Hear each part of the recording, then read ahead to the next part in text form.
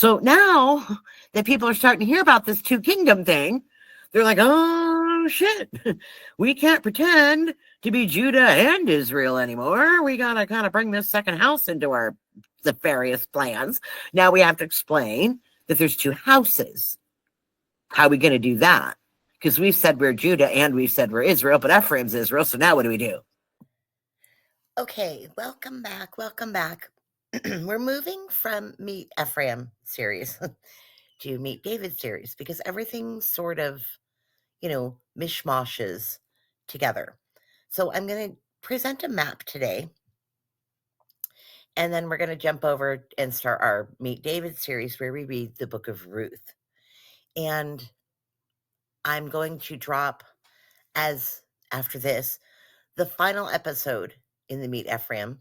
We're going to send you back to a chapter in the book that I wrote about all of the things that we've learned and sort of putting it together in a big cohesive piece.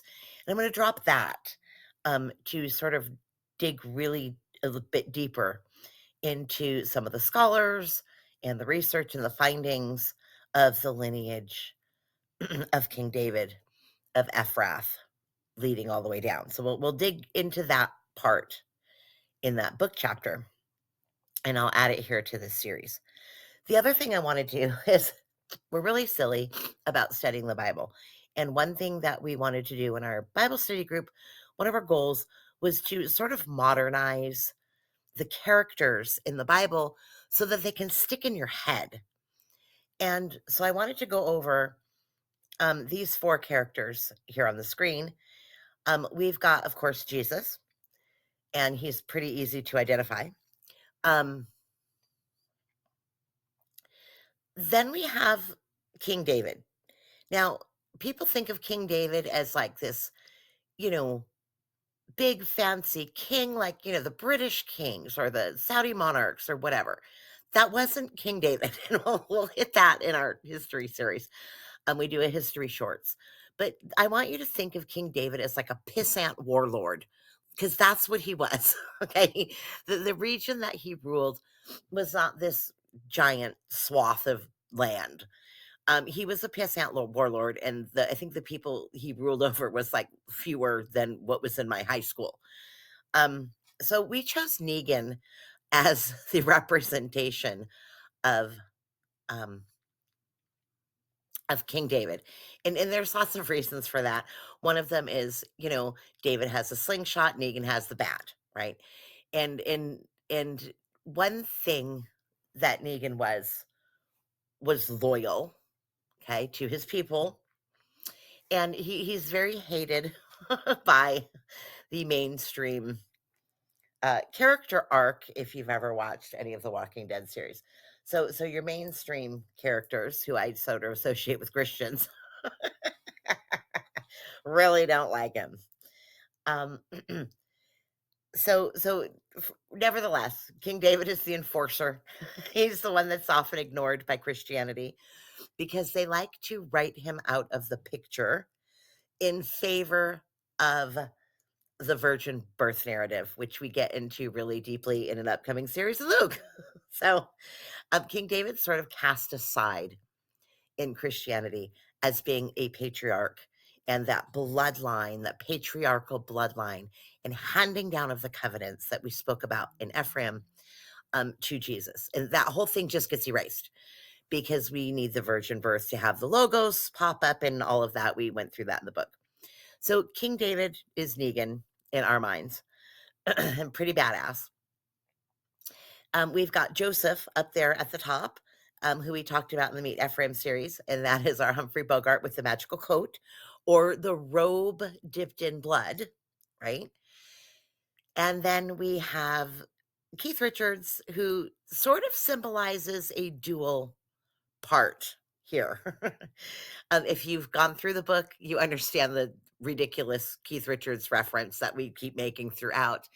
And so he sort of symbolizes our janky ass Moabite who definitely needs redeeming. But interestingly, in the Meet David series coming up where we meet Ruth, you're going to see how the Moabite bloodline and the Ephraimite or Ephrathite bloodlines are mixing. And so there's Moabite blood in the lineage of David from Ephrath, who goes back to Ephraim, who goes all the way down to Jesus. So in looking at that bloodline, he also symbolizes Ephraim with that little bit of, wild side Moabite blood in him. So Keith is going to be our Ephraim. Now, don't get too excited about Ephraim and the Abrahamic covenant being handed to Ephraim, because Ephraim, well, he fucks it up, and we'll learn about that as we go. So Ephraim is known as the drunks of Ephraim. They don't listen very well. They really like the pagan hoochie. They like partying and chasing their false gods right out into the world and never return. So, Ephraim's got his own issues, but he ends up being the leader of the northern kingdom. So that gives you a breakdown of those 4 characters and why we have them here. And the last character that you may see through some of our private Bible study group slide decks that we are making public now is Uz. And if you don't know who Uzbekula is, go back to the book and read it and whatever, we don't care. But he physically, in the physical, looks like Sherlock Holmes, and that short dude's character in Sherlock Holmes, not the tall one, but our DJ's character. So that's what he looks like with the long curls, sort of like Michael Landon too, but there's not really a lot of Michael Landon things out there. So we chose that one. And so if you see that guy pop up, that's Osmeka from the book. So you have the characters, and well, best of luck with those. We hope it helps you to imagine some of these characters a little bit better. It's sort of, when I pop something in about with Negan in it, you're going to see, okay, that's King David. And when I pop something with Keith in, you're like, okay, that's Ephraim. When I pop something with Humphrey Bogart in, okay, that's Joseph. And it just helps our Bible study group to imagine these people in a more modern and realistic lens. And here's the map that I wanted to quickly share with you. And then after that, I'll pop in the chapter where we dig deep into the Ephrath mystery. There's a thing with Ephraim and Manasseh, and we're just going to call that for now Joseph, okay? Because there's a thing. All right. But we're going to leave that for a minute. We're not just whatever. It's Joseph, but it's Manasseh and Ephraim, and we'll get to that eventually. But just for now, okay? And Jerusalem's right there on the border between Judah and Benjamin tribes. And there's that little blue thing. I made it to look like the color of Ephraim. Why did I make that light blue to match Ephraim under the pink? Well, because way back in Genesis, when they were getting their blessings and getting their stuff, Ephraim was awarded a small plot, an unincorporated district, if you will, of land that Ephraim controls, which includes the town, the hamlet of Bethlehem in Judah. So within this purple-ish area of Judah, there's this one little tiny Ephraim slice of land that they inherited. And in that little blue area of Ephraim, that's where Bethlehem was, okay? And that's where King David was born. He wasn't actually born in Judah. David was born in the district of Ephraim within Judah. Put a pin in that. Okay. Here we are. Here we are. Now, I have no idea where to begin. So we're going to kind of fumble through this. And I'm going to assume a lot of background knowledge.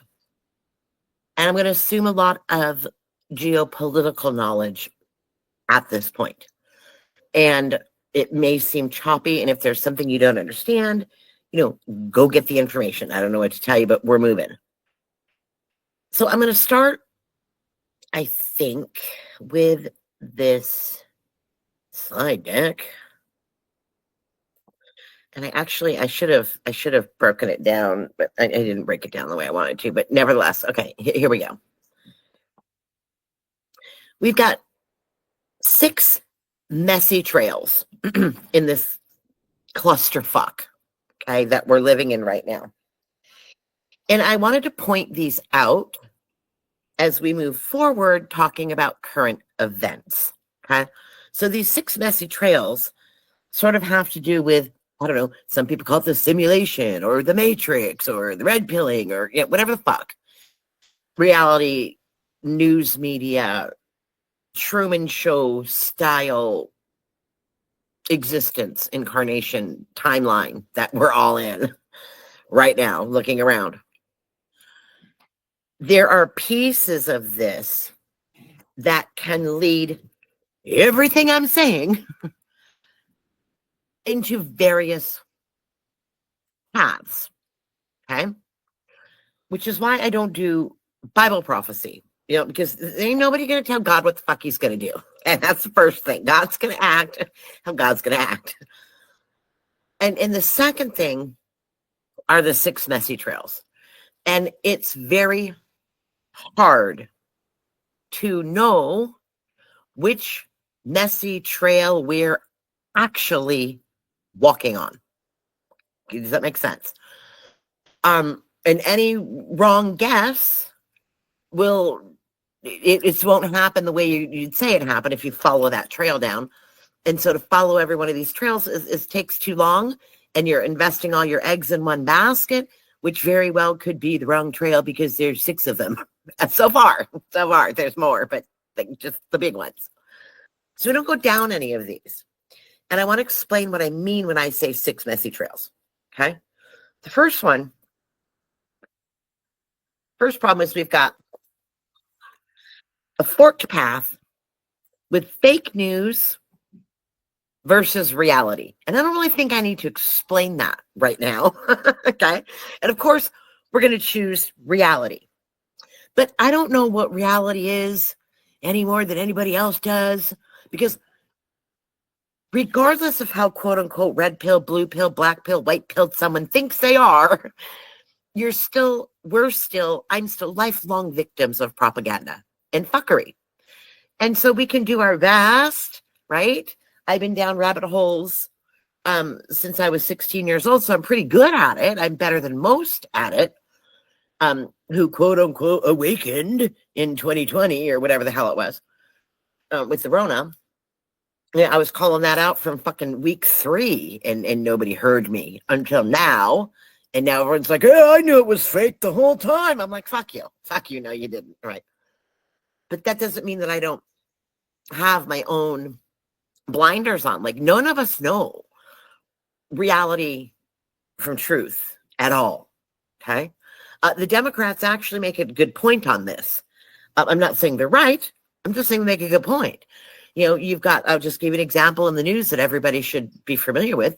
You've got Elon Musk out there running around claiming that his big balls Doge team is slashing the Department of Education and looking to the SEC and cutting the USAID funding. And there's all these headlines about it, but I haven't seen any documentation about it, right? I haven't seen any evidence of it. There's just Elon telling us that's what's happening. There's an invasion at the border, and you see these giant, massive migrations of people coming across the border, in years past. Well, are they really, or is that like a fucking picture from Thailand? We don't fucking know, right? Like, we don't know. And I learned how deep the fake is when I went to Egypt a decade ago and was in the middle of the Arab Spring, and there were 8 million people in the streets of Cairo overthrowing the government, anti-Clinton, anti-Obama, anti-Bush, anti-USA.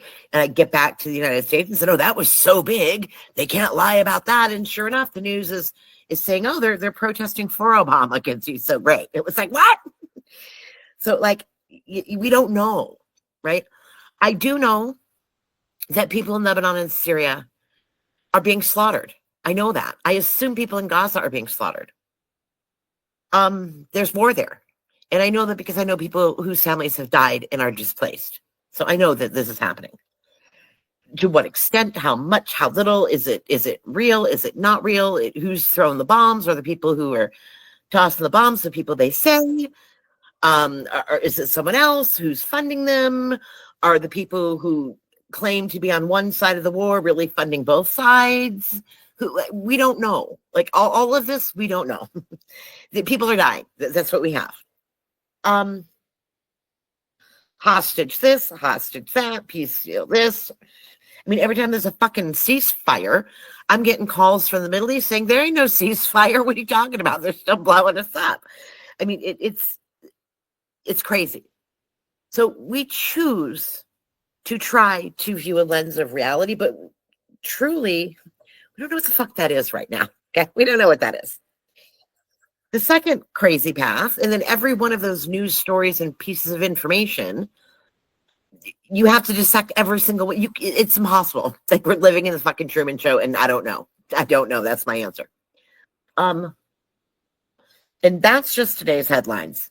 Go back 4 years, go back 8 years, go back 20 years, go back 70 years, go back 1,700 years, go back 900 years. What the fuck do we really know? So keeping that in mind, this is why prophecy is difficult. Okay, because we don't even know where the fuck we are. Never mind where we're going.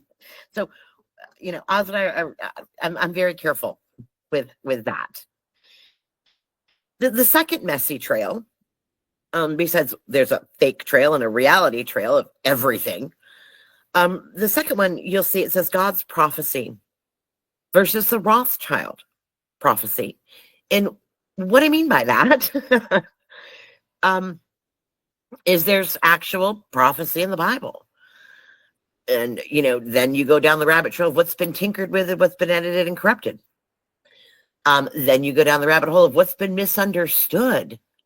Because people who are preaching prophecy updates don't seem to know who the Israel is. Never mind what the prophecies are. So there's that whole problem of tearing through the prophets. Everyone wants to we'll get there. And then you have the Rothschild prophecy, which, yes, there's valid prophecies of God. And you have to understand the whole framework to even begin to understand those. Not to mention the timeline in history, right? Like, you've got modern evangelical Christians who don't know diddly piss all about the Bible. Studying Paul 24/7. They know nothing about the Old Testament. They have no idea who Israel is. They have no idea who Ephraim is. They have no idea who Judah is. They don't know what Hebrew means. They don't have any of this information. And then they're studying Paul all day. No one is righteous, not even one. Just say Jesus and you're good. And these evangelical preachers are going back and trying to teach people prophecy. And it's like, do you even know when the book of Amos was written? Like when was that? What time period did Amos live? Who are the kings he's speaking to? And when were they? Were they kings of Judah? Were they kings of Israel? Were they Davidic lineage? Were they Zadok priesthoods? Were they before Babylon, after Babylon, before Assyria, after Assyria? What do the Persians have to do with it? Were the Greeks invading? Were they talking about the Greek? Like when was this that Isaiah is talking? Because I got a clue, okay? A lot of the prophets have to do with the northern kingdom of Israel and have nothing to do with the southern kingdom of Judah, and even less to do with the elite Jewish Pharisee types who were held off to Babylon. Some of them have nothing to do with Israel and have everything to do with Judah and that kingdom. Some of them have to do with the Babylonian captivity. Some of them have to do with the Assyrian captivity. Some of them have to do with the Maccabees and the Herodians and the fight with the Greeks. And if we don't know this, how are they going to teach you prophecy? They can't. So they've invented it with I call it the Rothschild prophecy, which is the Rothschild church, which every seminary and every single church ever, anywhere, all denominations work for, except your very, very old old ancient Catholics and Orthodox churches who are Herodian anyway, and they're not necessarily working for the Rothschilds, because of course the Rothschilds came much later, but they're definitely working for the Cerinthus, Philo, and Paul crew, the Logos crew over there. So, the Hellenized Jewish Constantinians.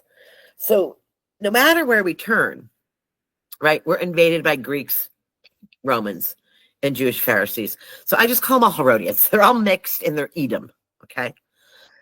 So the Rothschilds have invented prophecy and pushed it out through modern seminaries, through their preachers, and through the Protestants and evangelicals. And before that, it was pushed out through the Catholic Church and the Freemasons, and it just goes on and on and on. Okay, so they're teaching prophecy, and they're pointing back, going, "Oh, look, Isaiah said this, this, and this." And it's like, no one's read the whole freaking book of Isaiah. They have no idea at what point in the captivities this was taking place, and who these players are, and what was going on at the time, and who the kings are, and all these bloodlines and names and tribes and houses. They're just making shit up. So if they're making shit up about Rothschild prophecy, you bet your sweet ass, whatever the evangelical Rothschild preachers are preaching is what's going to happen, because the Rothschilds are going to fund it to happen, and the Christians are going to run after it as though it's God's prophecy. Do you see that? So not only do we have God's prophecy, we also have modern prophecy funded by, we'll just call them the House of Rothschild.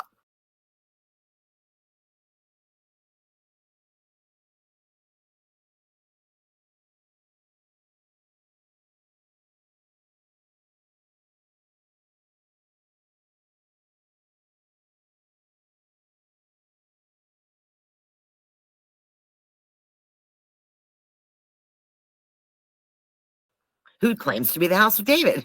and they've written all of this new prophecy. And then people before that, all through Protestant history and all through the Catholic and Orthodox history, teaching these prophecies that aren't God's prophecy. So what I'm trying to say is there is fake prophecy that they're assigning different vocabulary to and changing the meanings of words and saying, see, this is going to happen. Damascus is going to be a ruinous heap. Well, then guess who's going to bomb Damascus? The people who are funding that prophecy. And they're going to go, look, that was God. Like, that's what I'm saying. So you have to understand, is there a God prophecy about ruining Damascus? There sure is. But is it being twisted into the manufactured modern prophecy for this quote unquote kingdom to take place and fool everybody into following it by pointing to the Bible and saying, see? So they're writing prophecy and using it as a playbook. They're manufacturing prophecy to use it as a playbook and deceive the world. And the world's fallen for it. So when you talk about prophecy, you've got to get into, is it God's prophecy? It is the Rothschild prophecy. Well, we haven't even gotten there yet, okay? We haven't even gotten there yet. I have an entire really cool page. Maybe I can actually find it for you. Let's see. Let me show you what I did here. Let me show you what I've been working on. I'm sort of walking in circles right now. I still have to get back and finish Luke and move to the prophets, and I'm just walking in circles because I'm very overwhelmed and I need a break right now. But I have been working. Share this tab instead. And this is one of the things I've been working on. As you can see, the Bible is not chronological. It's all messed up. So we've got the book of Genesis, Exodus, Leviticus. I've got all of our books. And I've got the date that it was written. And even that's debatable, right? Because, I don't think Exodus was really written by Moses in 1500 BC or 1400 BC. 400 years before David. We've talked about the language and blah, blah, blah, blah, blah. These things were compiled. Go to the history segment to learn all about that. But when you get down here, to the Abrahamic covenant and, King David's bloodline, we're talking about 1000 BC. These stories are from, okay? And then you get all the way up here, And one of our first prophet is Amos. Okay. 750 to 700 BC is when Amos lived. It says, when the book was written. And then the next column is what era he's talking about. So, yes, you can argue that Amos is talking to us today. But when we're putting ourselves in the biblical shoes, right? This is the years that we're looking at, guys. We're looking at 700 BC. So that's when his active ministry was. This was the era he's covered, and thus is how we get to the date written. Now, when was 700 BC to 750 BC? Well, that was right with the Assyrian or Northern Kingdom exile. So he's talking to Israel, who's getting their asses hauled off to Assyria, the 10 tribes, who eventually get lost because they were around banging pagan hoochie and hiding next to Ishtar and worshiping Baal, and they never came back. That's who Amos is talking to.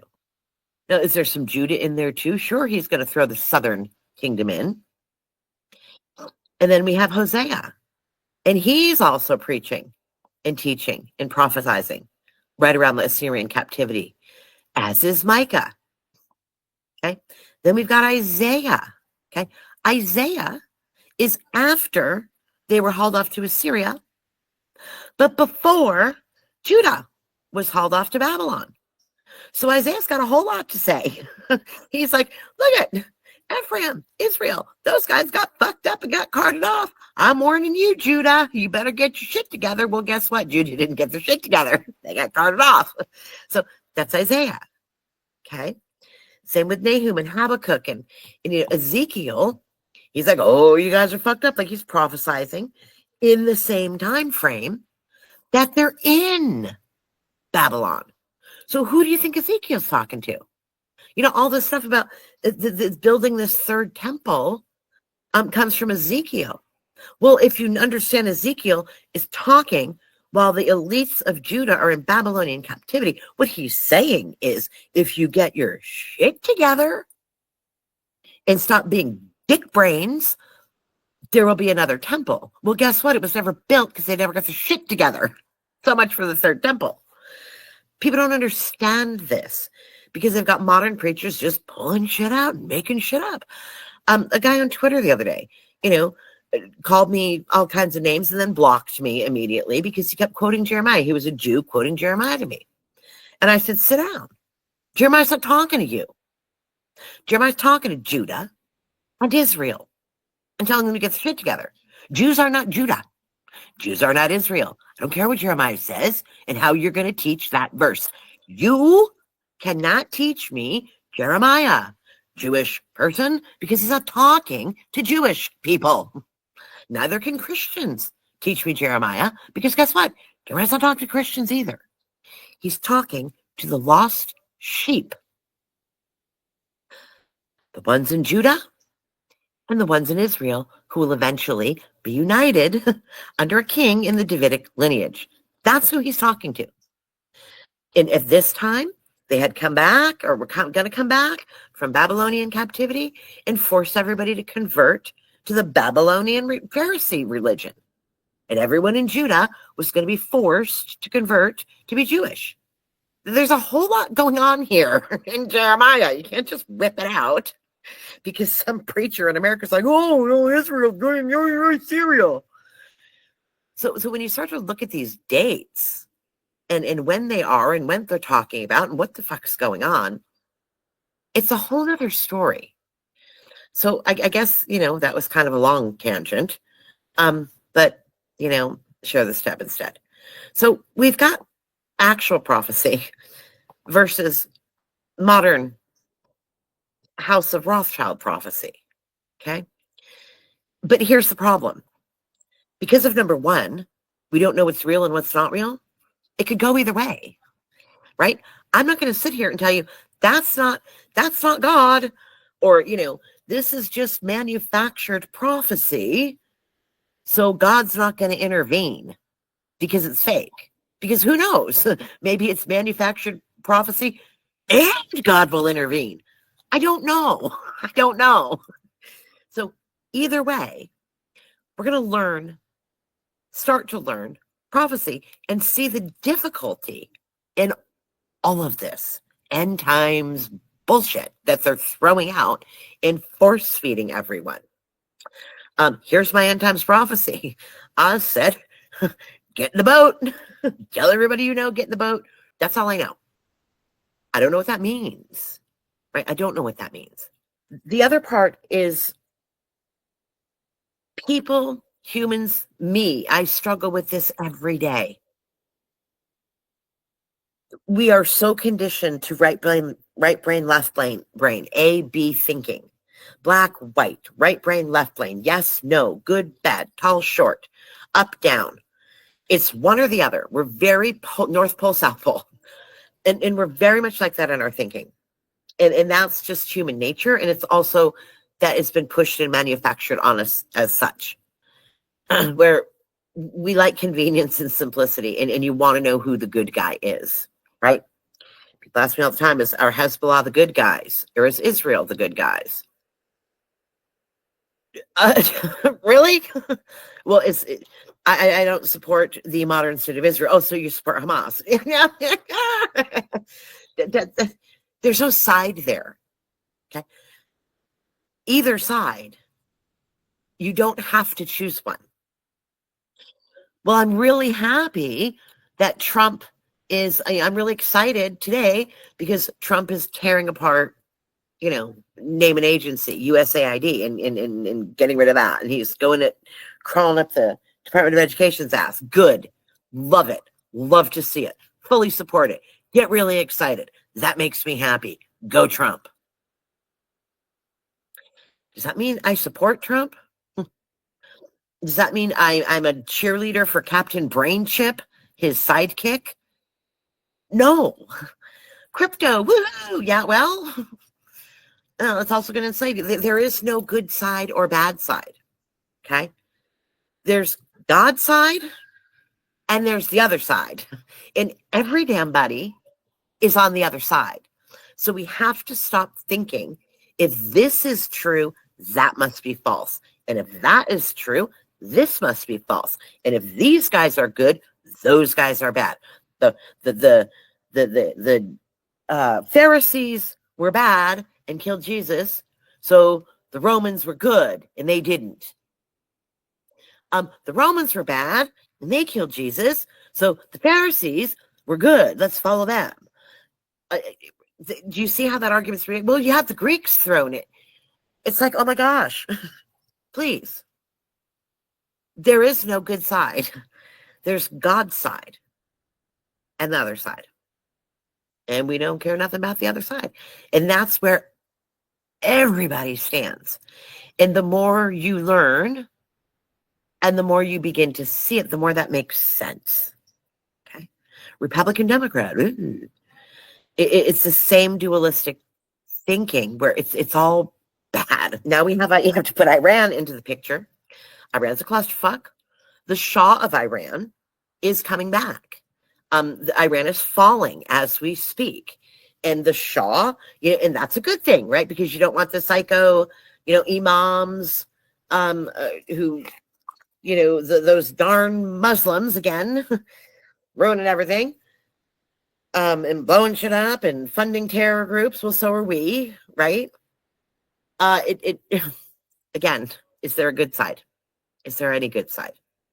So people are going to cheer the return of the Shah of Iran, who works closely with the Saudis and with the USA. And, the Shahs, this is the family that the son, the spare heir, the second son, went to my high school and had their, Iranian bodyguards all over the place. And, in right where my dad still lives today. This is that family. They got exiled out in the 70s and they're returning. This is the oldest son. The youngest son is no longer with us. He took his own life in a hotel room, I think in Boston, maybe 16 years ago, 10 years ago, something. But the oldest son is still kicking. And he's coming back. And he is going to very shortly take the reins in Iran when Iran falls. And you will start to hear rhetoric in the news. That's already done. It's already a done deal behind the scenes. But again, what's real and what's not real, right? We're watching it play out. You're going to see a nuclear threat. You're going to see Iran get annihilated. You're going to see Netanyahu and Trump out there talking about how evil Iran is. And that's all for regime change. So the question is, are they going to bomb the hell out of them? Are they going to do a nuclear thing? Or are they just going to make a big deal out of it and, make a bunch of noise on the news and have everybody freak out? And then the Shah's going to come in and save the day. What I will tell you is the Shah of Iran's already set up. Is he going to inherit an intact country? Is he going to inherit a country blown to bits? That I can't tell you. I can't tell you that. But the Persian bloodline is going to be ruling in Iran very shortly. We've got Iraq. Iraq is the original home of Nimrod and Babylon. Right? That's Iraq. They're in the news. Iran and Iraq are working together. The people in charge of Iran right now were supported by Obama. And they're the ones who are funding a lot of the counter-terror cells that are fighting against the ones that we're funding. Right? So, and we're funding them too. Obama sent $50 bazillion to Iran. And it's like, we're funding everybody. But supposedly on the news, Iran's funding all the problems and USA and Israel are innocent. And, we're funding the good guys to fight against the guys. It's all BS. They're all funding all the same people. It's a game. It's a show. It's fake news. So Iraq was Babylon. Iran was Persia. And the Christian West is Rome. And I just wanted to write West, but it's not the West because Russia is Rome also with their Orthodox Church. So I should actually say Christian Logos people. Okay. And, it's also Eastern Europe. There's so many parts of Africa. So anyone Pauline Christian, I'm going to define as Rome at this point. Now you can go back into the Bible and read the things about the Persian bloodlines and the Babylonian Nimrodians who work together, right? In the Christian West and see Rome and understand these people. You've also got the Greeks in there because the Greeks and Romans are different sets of people in the Bible, but they all have the same gods. It's a whole thing, right? So same thing. Throw them in there. There's no side. There's no side. So all of this is happening before our eyes. But again, the question is, what's fake news and what's reality? What's a false flag and what's real? People are losing their lives, but who's responsible? Really, at the end of the day. And is it God's prophecy or manufactured prophecy? And if it's not God's prophecy, is he going to intervene or not? And how? And what does that look like? If it's not God's prophecy, are people going to think he's intervening and he's not because they don't know him? If it is God's prophecy, how is he using these people to wrongly teach? And what does that mean for Christians when they get it wrong? I mean, there's a lot going on here. And I don't claim to know any of it, never mind all of it. But we're going to muddle through the best we can. We do have, now that I told you the bad news, I'll tell you the good news. We do have one leg up. I believe we have one leg up, or I'm completely fucking wrong, and you shouldn't be listening to me and turn this off now. But if I'm not wrong,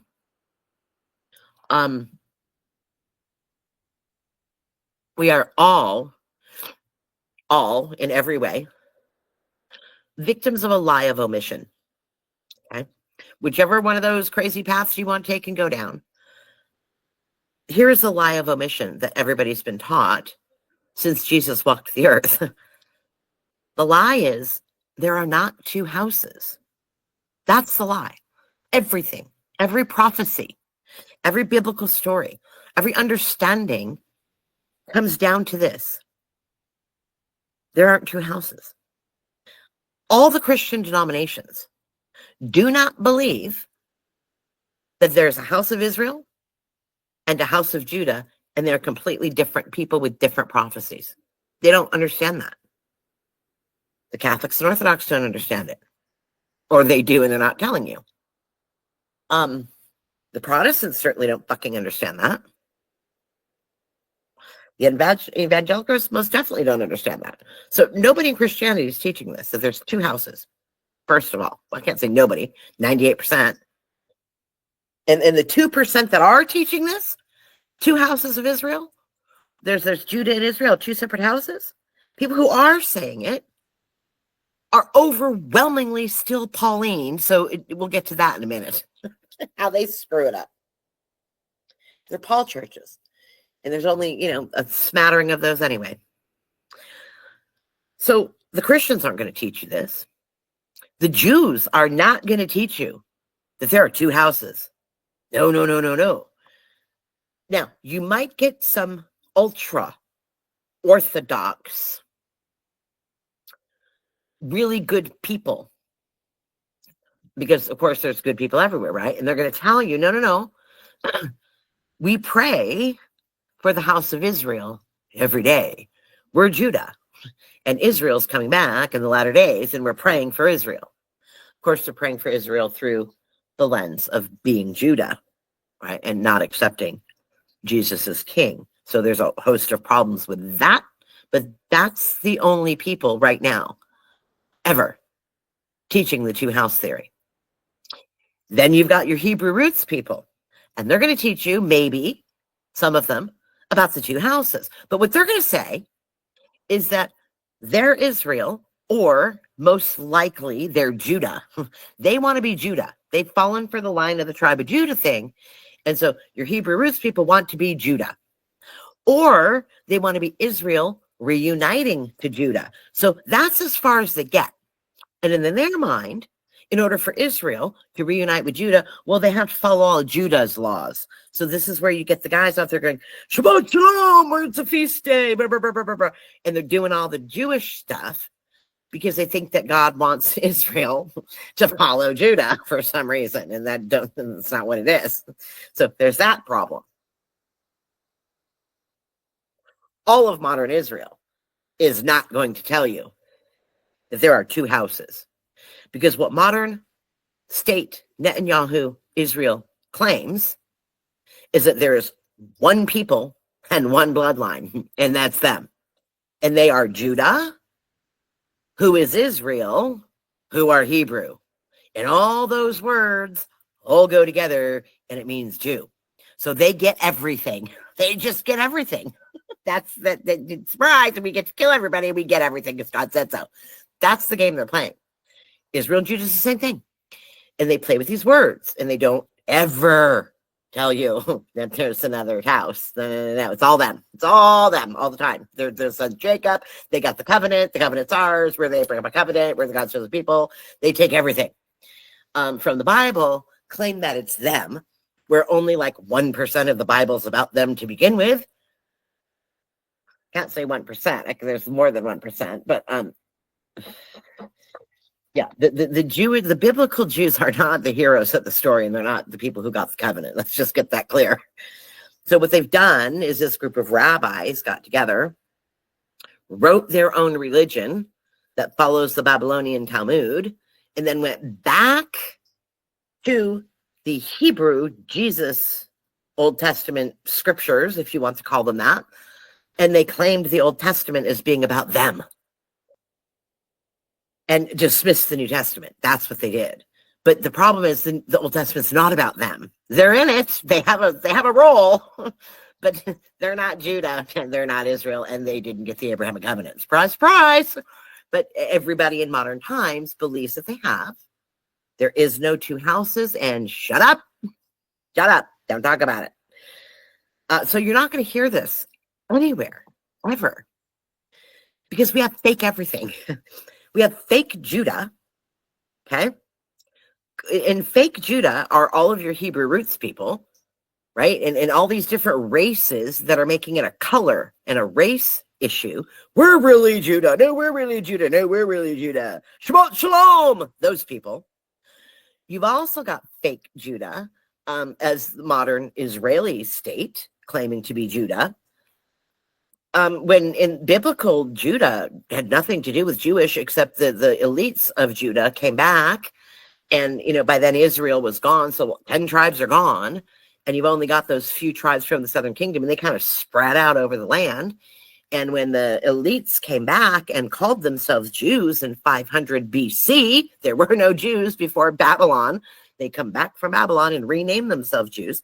They took over the whole place, enforced all the common people of Judah, and tried to force any leftover people who were Israel still hanging around, or anyone from Israel that tried to move back from those 10 tribes over hundreds of years, or anybody who was Greek, Samaritan, anybody else in the region, Egyptian, you name it, if they were around, they were forcing them to convert, which is why Jesus scorns them and says, you run around making converts and, make everybody clip their dicks off and follow these ridiculous rules, and you make them twice the son of hell as you are.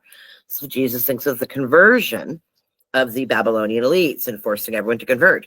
So that's where the Jew story is in the Bible. It's not Judah. So we have a fake Judah in many ways. Then we've got fake Israel. We got fake Israel, modern Israel, claiming to be Israel. We've got Judah claiming to be Israel. We've got Jewish Babylonians claiming to be Israel. Nobody knows what Israel is. You've got the church claiming that the Rothschild Israel is Israel. It's a mess. It's a mess. Then we've got a fake church, because, and when I say fake church, I say it that way because it's Paul's church. There is no Jesus church. And I want you to sit with that for just a minute, so that when I say something like fake church, you understand the charge I'm making. There is no Jesus following church. Not one. If there was one, I'd be in it. That's why we're online. That's why we're studying ourselves, because there isn't one. They're Paul's church, every single denomination. They're the Greek Logos church of Paul. They preach Paul's Hellenistic Jewish Logos. Hellenized means Greek philosophy. Hellenization is the movement of Greek culture and culture, mindset, religion, philosophy, Plato shit into culture, right? So if you're Americanized, you are being taught American culture. If you are Hellenized, you're being taught Greek philosophy, language, and culture. So Paul was a Hellenized Roman Jew. He's got all three of them going against him. And he taught the Logos theory, and that is what Paul's churches teach. So it's a fake church because they're not about Jesus. They're about Paul and what he said about Jesus, because he said so. Because of his pagan, Greek, Roman Jewishness. That's who Paul left the church is. So because we have fake church following Paul, we then have fake sheep who think they're following Jesus, but they're not. They're following Paul, which means we have fake elect, because every Christian and every denomination following Paul, not Jesus, claims to be the elect. Or half of them don't. Half of them say, well, no, Israel is the elect. They get that right. They get that part right, but they don't know who Israel is, so it falls apart because they don't know there's two houses. So this is how you get them worshiping Zion, worshiping Zionism, because modern state is the elect, and they call themselves Israel, so they must be the elect, so we have to be extra special nice to them, and this is where you get Zionism. So we've got all that fake going on. We've got fake Edom, like I just said. The Edomites are basically the Babylonian, Persian fucktards, and they're saying everybody else is Edom. The modern Jews say everybody else but them is Edom. You judge for yourself who that is. We've got fake Hebrews. Because we learned in the Ephraim series what Hebrew means. We learned in my book what Hebrew means. It's one who is crossed over. They are a specific people, a specific bloodline that were set apart to serve God and to interact with God in a way to bring about his plan, right? Which culminates in the Messiah being born from a specific bloodline. So, your Hebrews were this bloodline of people, and also peripheral people who crossed over.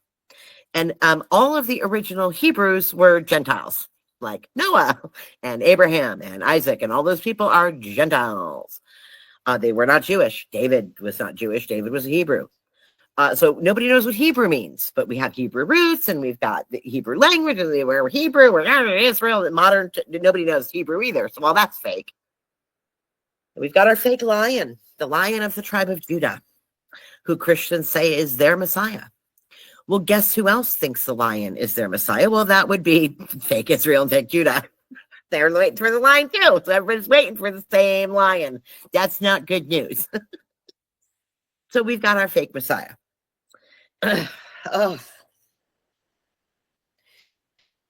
Many Christians, we'll get there. We'll get there. So who is Ephraim? Well, Ephraim is a guy, right, who got the Abrahamic covenant directly from Jacob. Judah never got it. We went through this in Ephraim. And he ends up being the lead tribe of the 10 tribes of the northern kingdom post David. Okay, so nothing to do with Judah. I mean, he's got stuff to do with Judah, but he's not from Judah. Ephraim is the leader of the 10 tribes. Okay, he represents Joseph because he is a son of Joseph, along with Manasseh, but that's another story. Well, Ephraim is the leader, is God's firstborn. So he's called God's firstborn. And he comes from that Davidic lineage. And Ephraim is the leader, the tribe, the people, the Hebrews of Jacob, Israel. But unfortunately, Ephraim is drunk. They are called the drunks of Ephraim, and they're drunk on pride and presumptuousness. That is their sin. And they are, where Ephraim goes, everybody follows because he's the lead. And because Ephraim is foolish, he's the prodigal son that runs out and squanders the inheritance, right? This is all Ephraim. They're carted off to Assyria and the rest of the 12 tribes right after Ephraim, because where Ephraim goes, everybody follows.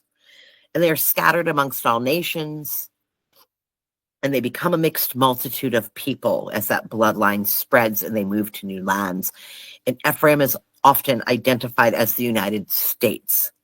It is the younger brother of Manasseh, who is often identified with various places in Europe.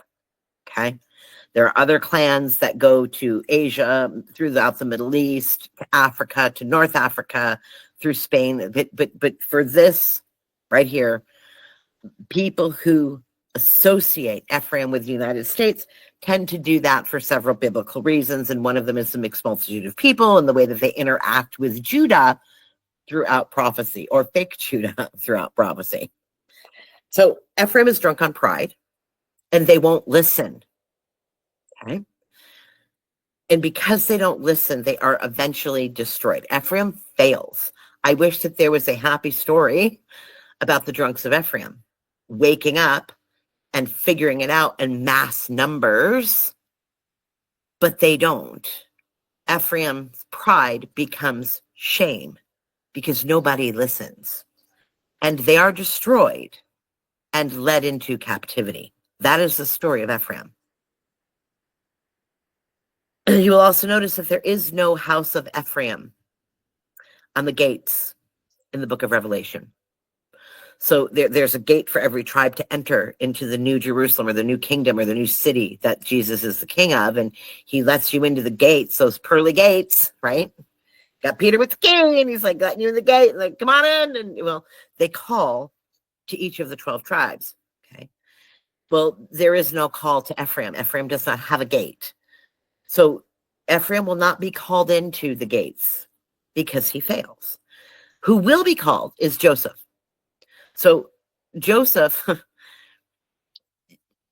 a remnant of Joseph will be called, and that encompasses both Ephraim and Manasseh, because they were the sons of Joseph. So we're calling to the sons of Joseph, if that makes sense. And because of that, I fully expect fake Ephraim to pop up anytime now. For decades, you've had these Hebrew roots movements of various races claiming to be Judah, right? We're the real Judah. Well, when people figure out how important Ephraim is in biblical prophecy, they will shortly be saying, we're the real Ephraim. Then everyone's going to start claiming Ephraim. Mark my words. Because just like all the people of the world in different races and cultures and countries claim to be the real Judah, They didn't actually read the whole Bible to figure out that Judah was wicked. Like, if you want to associate with Judah, go on ahead. But, like, Judah's fucked up. I don't want to associate with him. Same thing with Ephraim. Everyone's going to see Ephraim as a hero because he's a leader of Israel. And they're going to go, oh, Israel's not Israel. Israel's the northern kingdom, and we're Ephraim, and so we're the lead.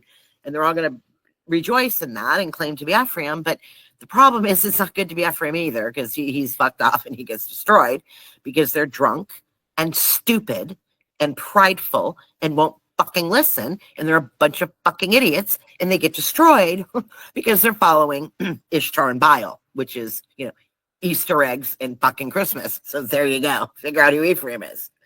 It's your Christian church, is Ephraim. All right. But Ephraim's called out first because he's the firstborn. So there's a remnant of Ephraim that's supposed to wake up the others. But the others won't fucking listen because they're drunk on pride. And they're like, well, listen to that. We're saved. Paul said so. So nobody listens. And that's why they get destroyed. So that's the prophecy of Ephraim in a nutshell. Now, what you will have, because there's no way in hell Christians are going back and saying, we lied. We fucked it all up. Fuck Paul. They're not giving up Paul. They won't. They're gonna ride that fucking horse. They're gonna beat that horse to the end.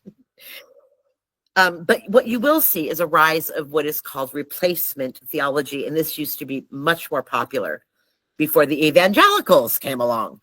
So pre-evangelical Protestantism and many Catholic churches and Orthodox churches practice some sort of replacement theology. Your grandparents and their parents were probably learning replacement theology in the church, and here's what that looks like. Paul's church, which is every church, right, is God's chosen people now because of the new covenant. So they almost got Jesus in there. Like, Jesus came with the new covenant in the New Testament, so we don't do that Jewish stuff anymore. So the Jewish, Israel, Hebrew thing, yeah, that's not God's people anymore because he made a new covenant with Jesus, and so follow Jesus and do what Paul said. And now we're the new people. So you see how they slipped Jesus to Paul. Paul said we're the new people, so we're the new people. That's not what Jesus said. Jesus did not say that at all, and that's not who the covenant is for. The covenant is not for followers of Paul.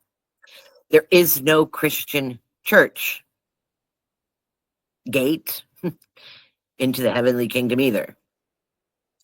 There is no Paul Christian people in the covenant.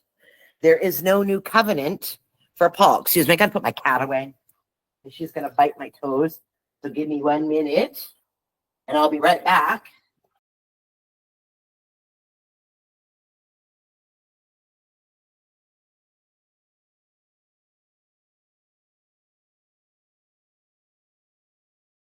Okay, like Jeremiah 31 is where the new covenant is. And the new covenant is a reuniting of the house of Israel and the house of Judah, who were following God's law, not the Pharisee law, God's law, not the church law, not Paul's law, not anybody else's law, following God's law from the olden days, right? Reunited into the house of David. And they spread the word. And basically, because Judah and Israel are such fucktards, God starts to invite the Gentiles, the pagans, anybody else. He's like, anybody out there, fuck Judah and Israel. They're idiots. How about anybody else out there want to turn their back on the false teachings of man and false teachings of the world? And anybody else out there who wants to come to my wedding and follow my rules? They're really not that hard. Look, I sent Jesus to teach them to you, and all you got to do is listen to him and come to the wedding, because Judah and Israel fucked it up. Judah and Ephraim fucked it up. So anybody, he goes out in the street corner, right? He's like, the guys who are supposed to come to the wedding didn't come to the wedding. Is there anybody else out there? Well, the same thing's happening to the Pauline church.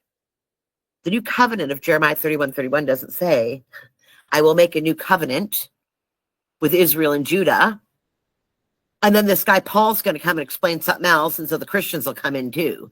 The Greek pagan logos people, we're going to make a covenant with them. That's not what happened. It's a covenant between Israel and Judah. So you're one or the other, or you're not in the covenant. That includes Christians. Christians, if you are not Judah or Israel, you don't have a covenant with Jesus or with God through Jesus. You don't have one. There is no Paul covenant. It doesn't work that way. That's what the Bible says. So knowing that there's this new covenant, but wanting to follow Paul, not Jesus, here's what the church did. They instituted replacement theology, which means, no. The church took the place of Israel.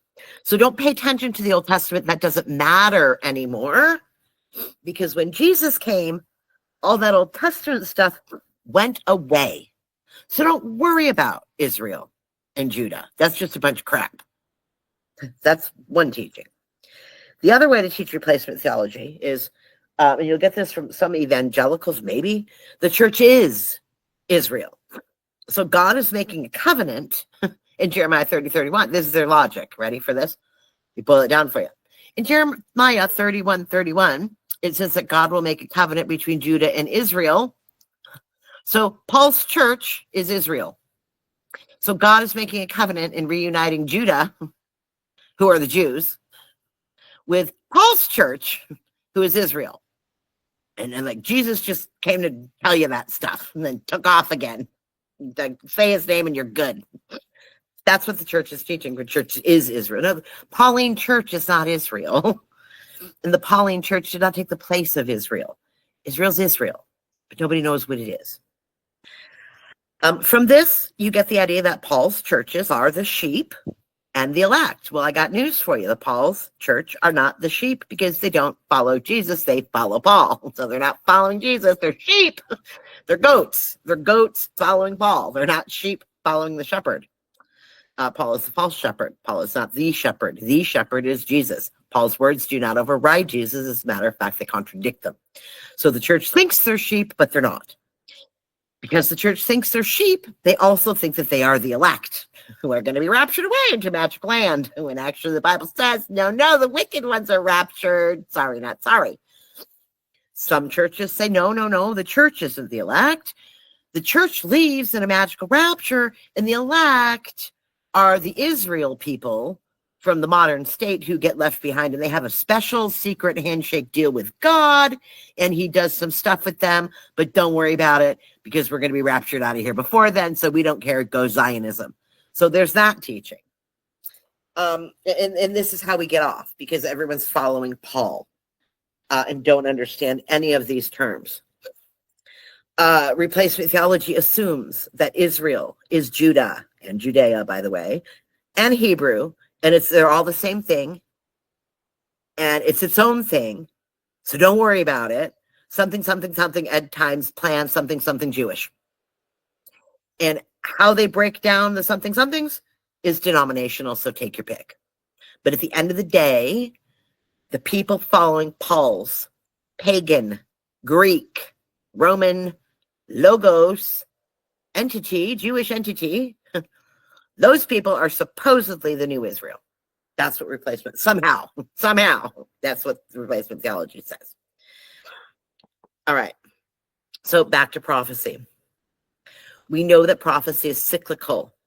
Timeline is not a timeline, it's a time circle, if you will. Nothing new under the sun. Please keep that in mind, which makes it very difficult to determine if it's real prophecy or manufactured prophecy, making shit up and using it as a playbook to have dominion over the world, because you're of a certain bloodline and worship in bloodline of Cain.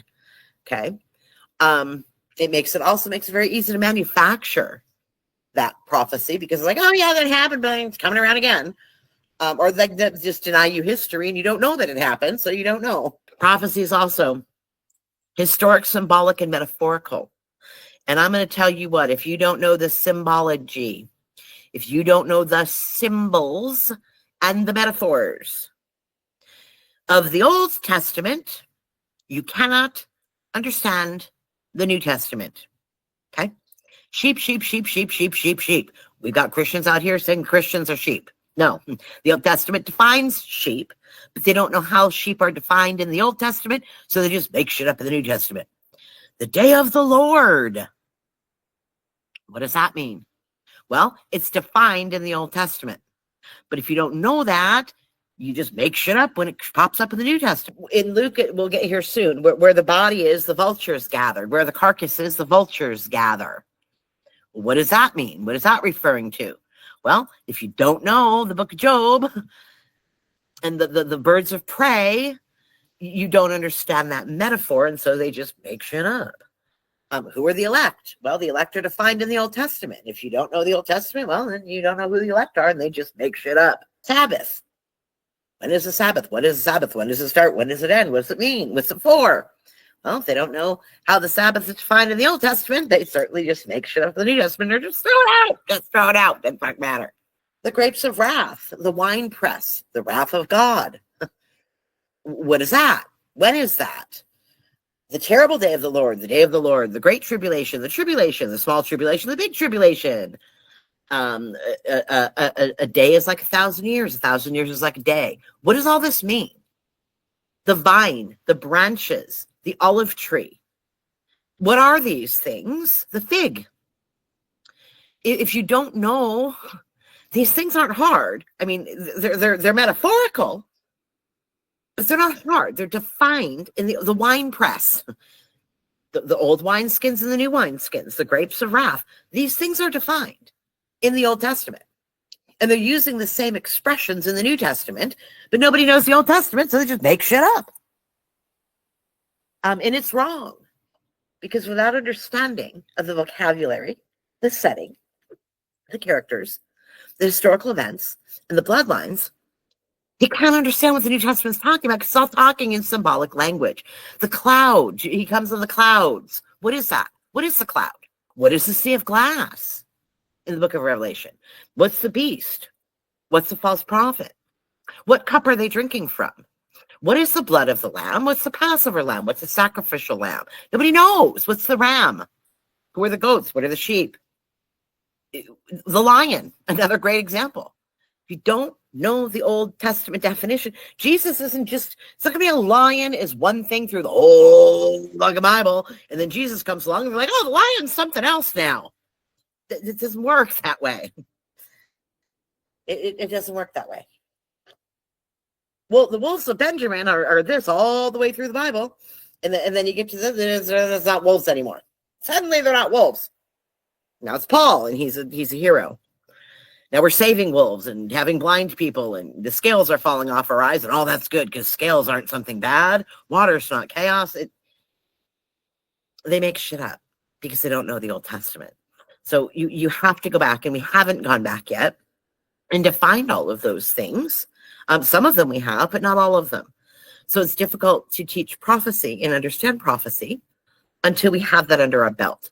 So we're not doing that yet. We're getting there. It takes a long time. So be patient and hang in there.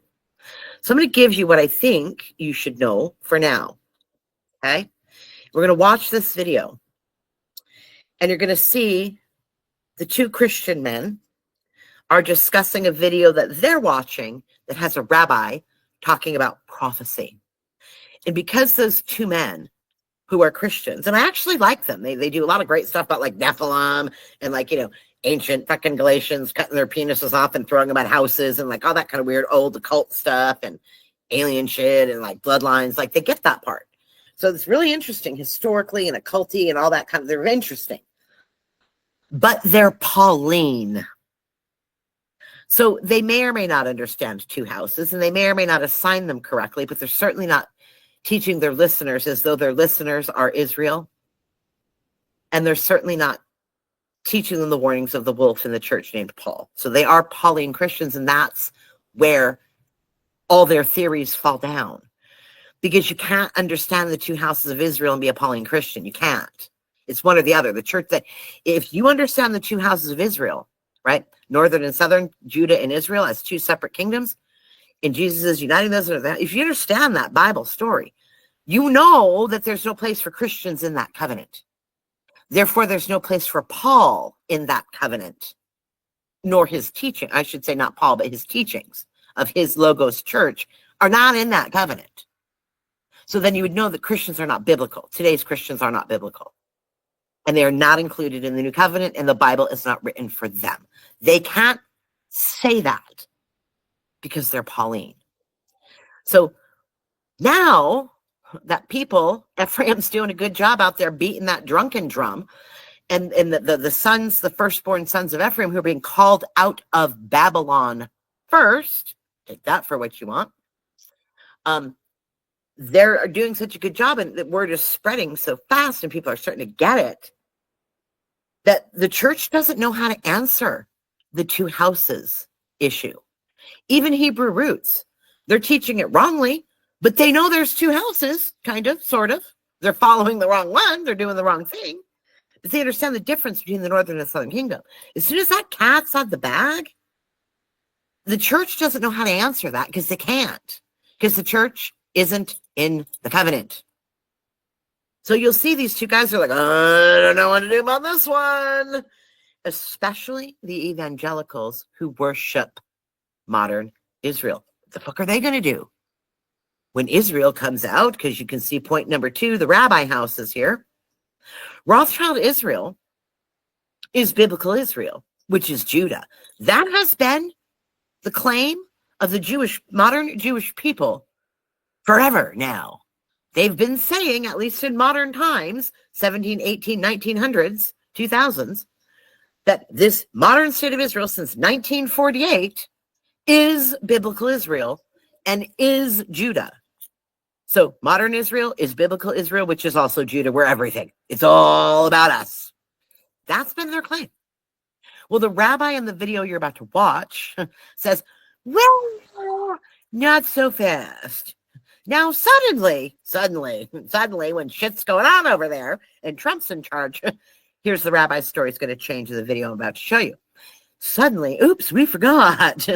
There's a prophecy about Ephraim and Israel, because Ephraim is Israel, right? So in the Bible, the reason Israel, northern kingdom, is sometimes called Ephraim is because Ephraim's the leader, okay, of northern Israel. So Ephraim, Israel, Ephraim, Jacob, Israel, same thing. So there's prophecy about Ephraim and Israel, who is Israel in the latter days. And the prophecy is that they wake up and they come back. So now that people are starting to hear about this two kingdom thing, they're like, oh, shit. We can't pretend to be Judah and Israel anymore. We got to kind of bring this second house into our nefarious plans. Now we have to explain that there's two houses. How are we going to do that? Because we've said we're Judah and we've said we're Israel, but Ephraim's Israel. So now what do we do? Well, here's what we're going to do. Here's their story, and he's sticking to it. This rabbi's going to stick to it. He goes, okay. So Trump wants to work for New Israel. So if you listen to Trump, because he wants to work with us, you can be Ephraim. And you're going to reunite with us because we're really Judah. And anyone who doesn't agree with Trump's plan, well, they can't be Ephraim then reuniting with Judah, so we can kill them because they're Edom. That's what he's saying. So your rabbis who claim to be Israel but not Israel, and Judah but not Judah, are saying they follow Nimrod. The Babylonians, the Nimrodians, say Judah, who we are, is correct. They're not really Judah, but so they claim we're Judah and we're correct. So when the lion Messiah, who's our Messiah, the lion of the tribe of Judah is our Messiah.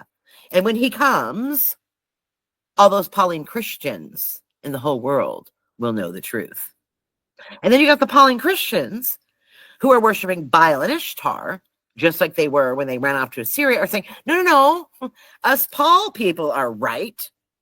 So when the lion of the tribe of Judah returns, the rabbis of Israel, the people of modern Israel, will see the truth.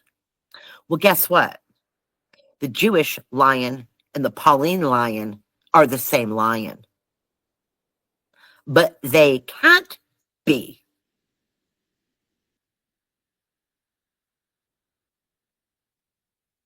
Judah believes their Messiah is coming, and the whole world will see the truth.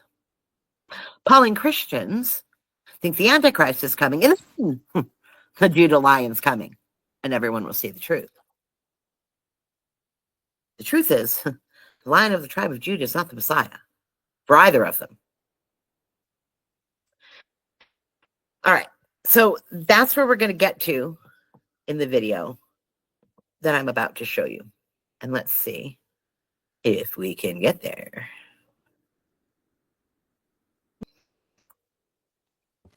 Hold that's on. just the way it is. I don't know if you can actually hear that because I have headphones on. Oh my God, what if I talk this whole time and you can't hear me? I will freak the fuck out. All right, let's play this and see if you can hear it. The amazing thing about prophecy, and we have to be a little bit humble in understanding all of the ramifications that are going to play out in the text of Scripture, but you can rest assured they will be fulfilled. All right, we're going to go on to point number 4. Here's the rabbi. Talking on Zechariah 9:13. The final battle is upon us. And a matter of fact, bullet point number 4, prophecy number 4 is leading us to what I've been telling you again and again. All of those things are a preview for the final battle, for the final Gog and Magog that is going to be taking place. Listen to what Now, the Gog and Magog war, if you're not familiar, is a common evangelical prophecy for the quote-unquote latter days and end of times, or day of the Lord, which all of those things are different, but they make it all the same. And talks about that final Armageddon battle, if you will, and that's what this Jewish rabbi is explaining to his followers, that these two Christian men are going to attempt to react to, although they haven't been teaching the proper two houses of Israel. So you're going to see how Pauline Christianity has nothing to say. it says this. It says in verse 13, Ki darachti li Adonai keshet milati Ephraim, vorarti banecha Tzion, al banecha Yavan. Now, that might be the first time you've heard the word Ephraim from anyone but me. But suddenly, you're going to start hearing Ephraim all over the place. And he's talking about the Adonai is speaking to Ephraim. Usamticha kecherev gibor, for I have bent Judah my bow, fitted the bow with Ephraim, and raised up your son, O Zion, against your son, O Greece, and made you like the sword of a mighty man. Pay attention to this. The verse is speaking about the bow that is being stretched out and it's being folded as Ephraim. This is a picture of the fullness of the Gentiles. Now, notice what it's happening. He is filling the bow to be able to be shoot down. And here the rabbis explain to us what it's talking about, and it says, the 10 tribes called Ephraim, I will put my band in fullness as a bow ready to shoot in great strength. Could it be that United States right now will not be a dome, but rather will act as Ephraim, who is going to... Okay, did you hear that?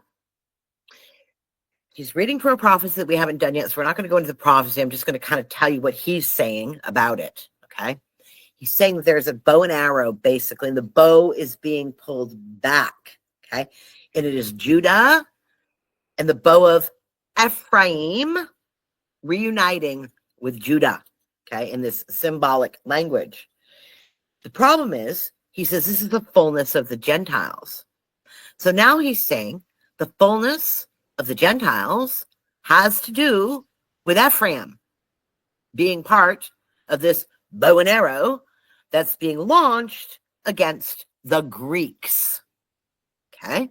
So knowing that it's the Greeks, you should be like, ding, ding, ding, right? Maccabean revolt, Greek, Babylonian people, Persian bloodline, all that time period. We haven't gone through the history too deep, go see the history part, but fighting the Greek. Paul talks a lot about the Greek. We also know about the Greeks from the Greek Logos people.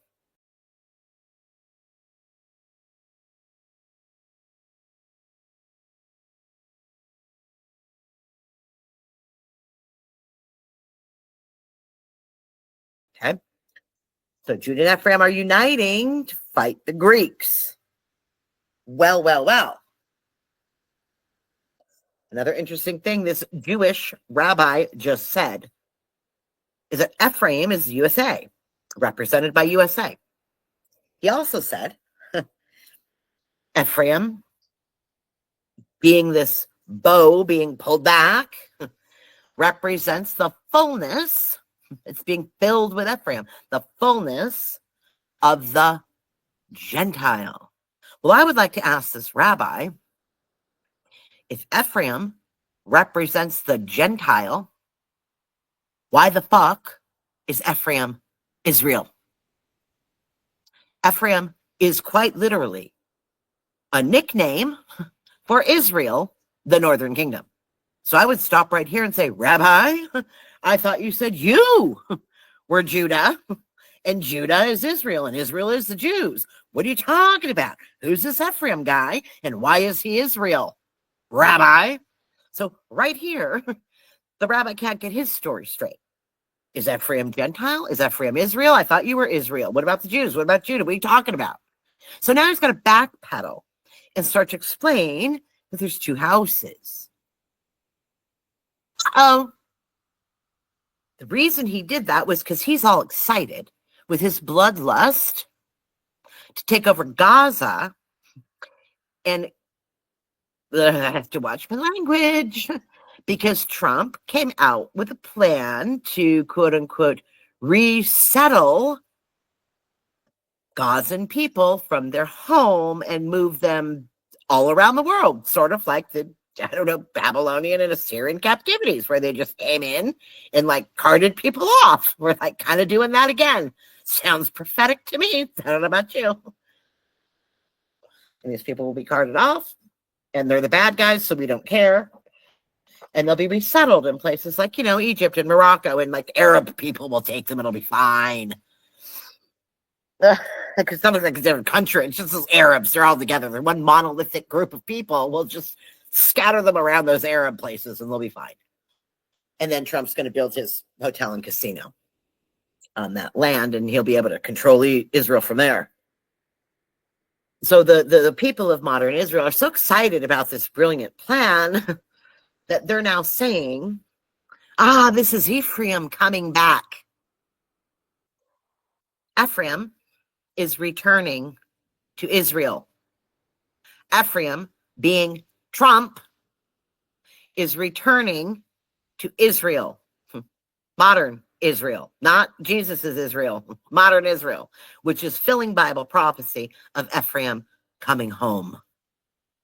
So if you follow Trump and his plan, you must be the second house that we're now admitting exists, and in your northern Israel coming home. Now suddenly they've got two houses, and you're coming home to reunite with Judah, who's us, in Israel, who's now going to be all of us. So welcome home, Ephraim. And if you don't follow Trump's plan, then you're not really Ephraim, and you're not coming home, and so you're Edom, and so we can kill you. That's what he's saying. You should listen to him again, and you'll hopefully see that if you get past the Hebrew reading. But rather will act as Ephraim, who is going to be reconciled with Judah. I would like to give you another scenario. America has to choose today whether or not there will be Edom or there will be Ephraim. There is a possibility that through those things, the fullness will come true to those who are agreeing to the plan that President Trump is putting into place. The word that is used. So the fullness of the Gentiles is coming true because Ephraim's coming home. So now he's saying Ephraim, who's also Israel, are Gentiles. Well, if Israel is Ephraim and Ephraim are Gentiles, who the fuck are the Jews? Do you see what corner he's painted themselves into? Because they all fucking lie. Using in the text, the word mileti means the fullness. This, I believe, is the picture of the final action of the fullness of the Gentiles. Interesting stuff there. What do you make of this, David? Ephraim represents the fullness of the Gentiles. He's getting a little more out of that than I would. Most definitely,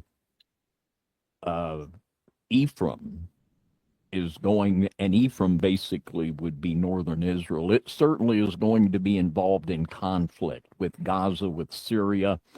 But one thing, Okay. You've now got a Pauline Christian trying to explain who the fuck Ephraim is, who the fuck Israel is, and who the fuck Edom is, and what this guy's even talking about, while simultaneously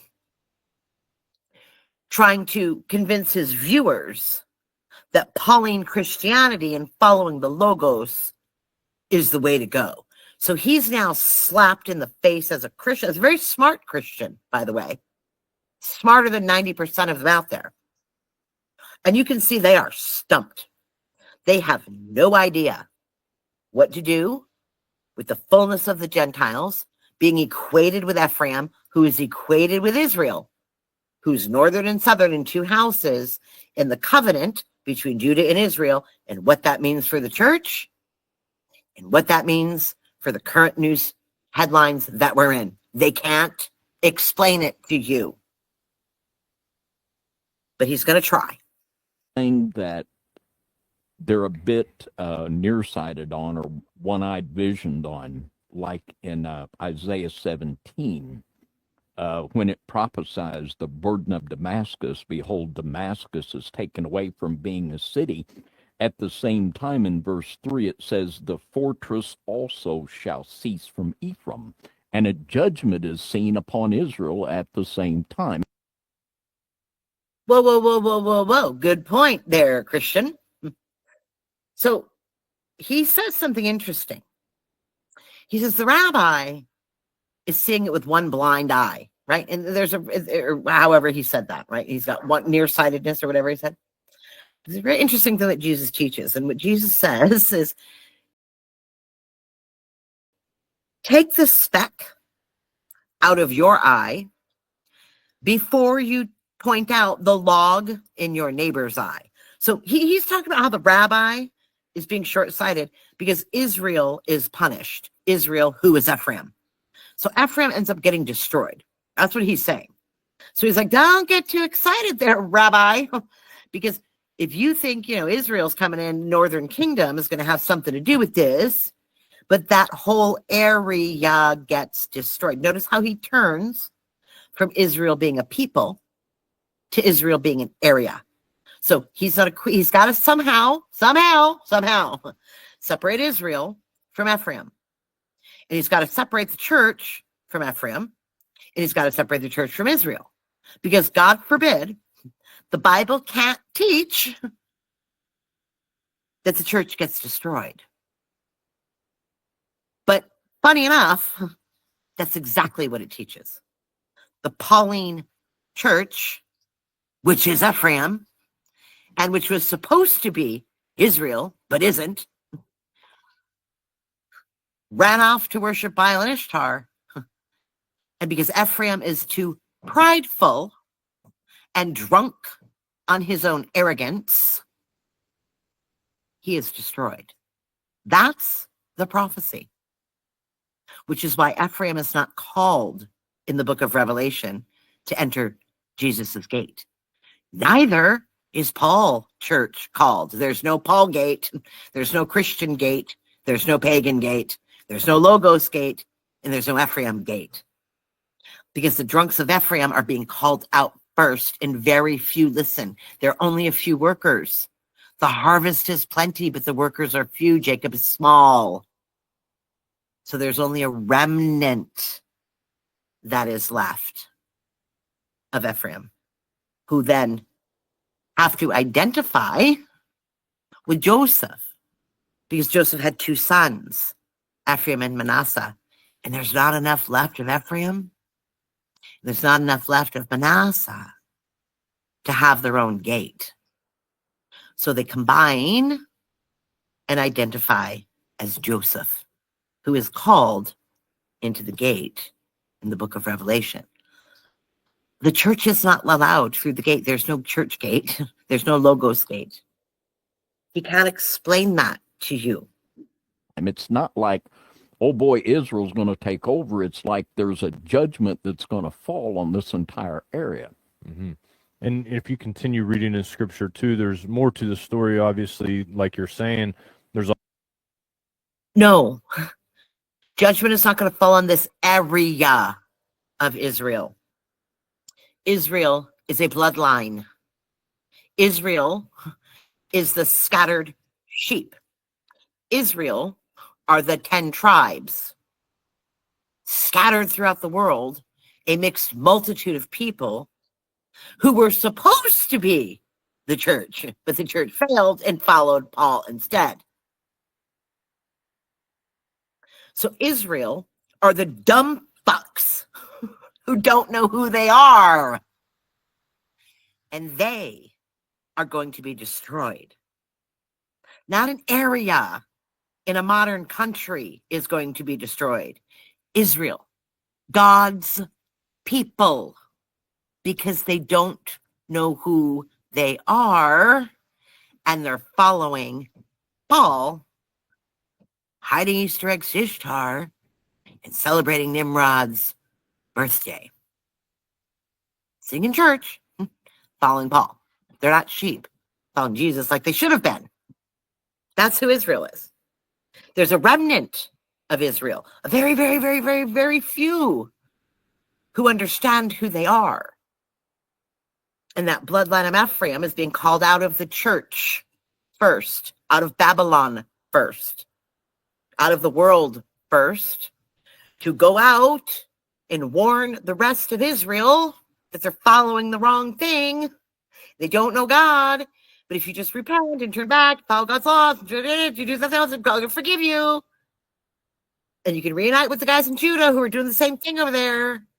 Because there's people out looking for the lost tribes of Judah, like they can come too, but it's not the Jews, it's not the Romans, it's not the Greeks. That's why there's only a remnant. That's why God says, if it were not for the elect, all would be destroyed. But my little tiny, tiny piece out there, I see you. So I won't kill them all. That's what we're talking. They can't explain that to you. There's also where 1 or 2/3 of people kind of just drop off the face of the earth too. That continues to happen even after this scenario takes place. So there is a lot. That is quite. I know you've talked about that. But we both have a lot of times where that attack on Jerusalem and 2/3 of them are destroyed. Yep. Wow. 2/3 of people are snatched away. 2/3 of people are snatched away and destroyed. Do you think God's destroying 2/3 of the great people? All those Christians out there? Or just going to be raptured away? Or do you think the 2/3 is the rapture that's going to get destroyed? Go to the book. Go to book chapter, I don't know if I can know 9.5 or 10. Chapter 10, I think, maybe 9b, somewhere. Chapter 9, chapter 10 of the book, we talk about the rapture being about the wicked. 2/3 gone. It's not the Christians. The gate is narrow. They don't know. They don't know and they can't explain it. How embarrassing.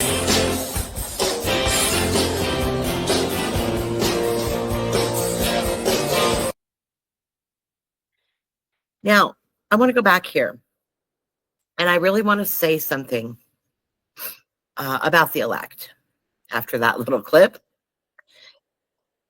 Because the way the Christian church speaks about the elect, Christians think the elect either means modern Israel state, Israelis, if you will, Jews, or they think the elect means special.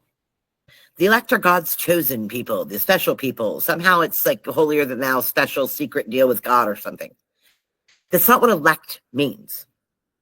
Okay? So where we've left off in the video is everyone's dead. And those two fucktards in the video, Christians, never told you who Israel and Ephraim is. You know why they never told you? Well, because it's not their problem. You know why it's not the Christians' problem? Because Paul said so. So we've got a rabbi speaking, and we've got two Christians speaking.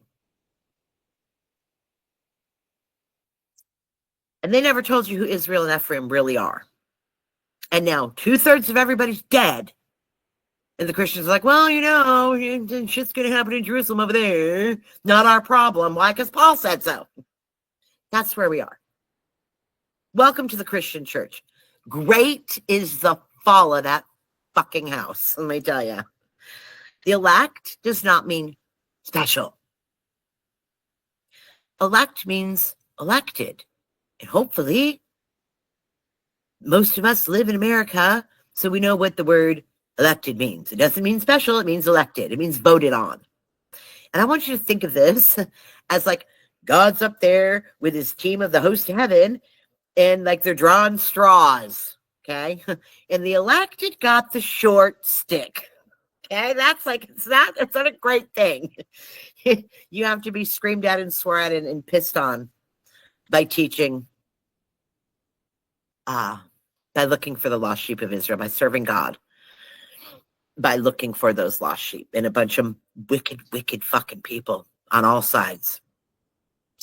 I believe that there is a bloodline connection to the drawing of those very short sticks and being the elected of Israel. But I digress. The next part of this video that we're going to watch, you're going to see the enemy, who is the guy in the foreground with the cute little sweater and the snarky attitude. He seems to be very nice, but he's very sarcastic and very snarky. And don't get me wrong, the enemy masquerades. And this dude claims to be an ex-preacher who has seen the light and now thinks the entire thing is bullshit, and he threw the baby out with the bathwater. And so his favorite pastime is now attacking stupid Christians who don't know anything. Pauline Christians. So the enemy dude is going to be asking a Pauline Christian that you can see fumbling down in the corner like a freaking idiot. And this is the question he asked. He puts a verse up and they're debating.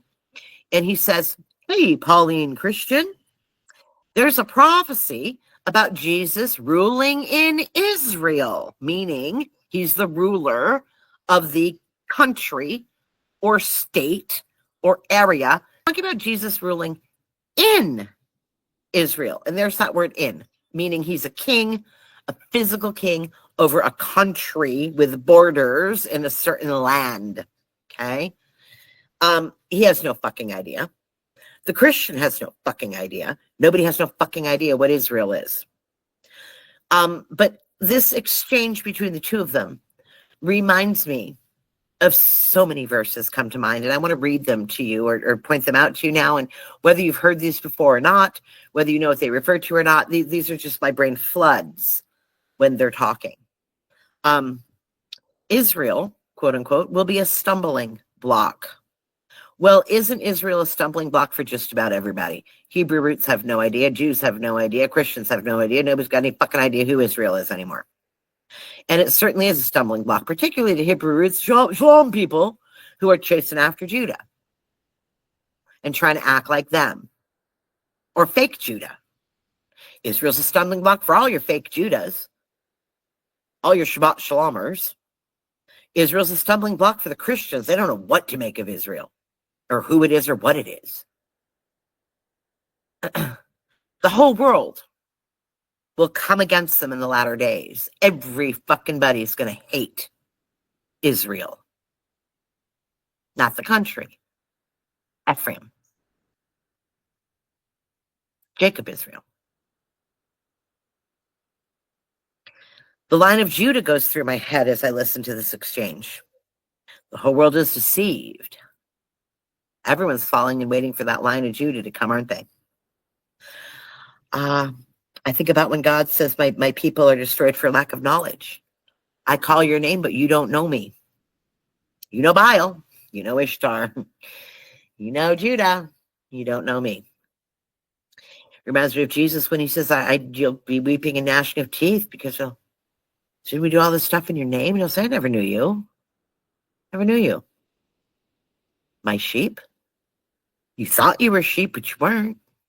I know my sheep. You guys are goats. I never knew you. God says, my people are destroyed for lack of knowledge. Well, who are his people? His people are Israel. Nobody listens. And if it were not for the elect, all flesh would be destroyed. Which is why I call my channel with 14 whopping subscribers Genesis 18 Ministry, because Genesis 18 is a scene where Abraham is having an exchange with God. He's wrestling with God, and he says, God, don't destroy them all. Look down, God, and if you see 50, will you spare the city for 50? And God says, all have turned against me. They're all worshiping false gods. They're all wicked. But if I find 50, I will not destroy them. And God looked down and he couldn't find 50. So Abraham says, okay, great, fuck 50. How about 40? God says, if I find 40, I shall not destroy it. And Abraham goes, okay, whoa, what about 10? Let's go to 10. And God says, for 10, I will not destroy it.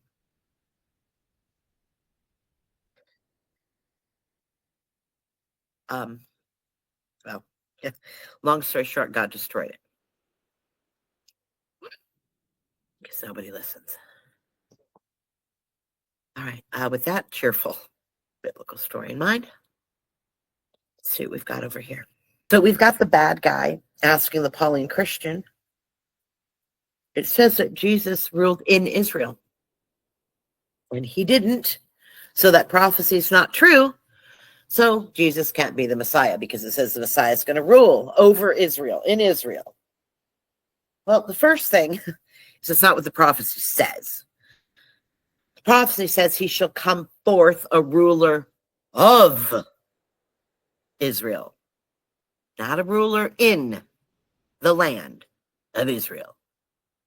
It's the ruler of Israel, who is also Ephraim, who is a bloodline and a group and a tribal confederation of peoples. He's ruling the northern kingdom. He's ruling the remnant of God. He's ruling Jacob, Israel, and their descendants. He's the ruler of his sheep who are scattered across the globe. That's what this says. There will come forth a ruler of Israel, not a ruler in the land of Israel. Basic Greek 101.